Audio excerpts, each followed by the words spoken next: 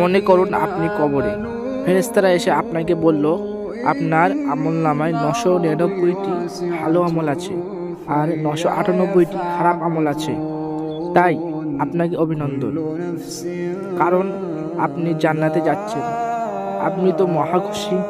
কিন্তু কিছুক্ষণ পরেই আবার ফেরেশতারা এসে আপনাকে জানালো আপনার পাপের সংখ্যা 1000 হয়ে গেছে, কারণ দুনিয়াতে আপনি সোশ্যাল মিডিয়ায় একটি গানের ভিডিও শেয়ার করেছিলেন।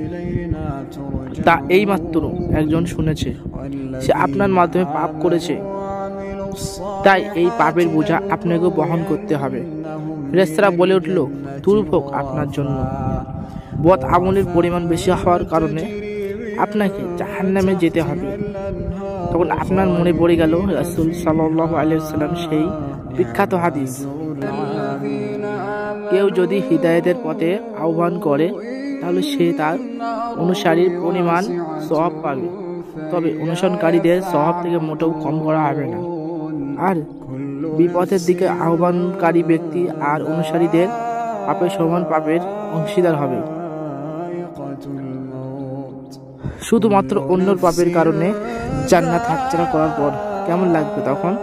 আপনার মৃত্যুর পর প্রতিনিয়ত আপনার আমলনামায় গুনাহ যুক্ত হতে থাকবে, শুধুমাত্র আপনার একটি শেয়ারের কারণে।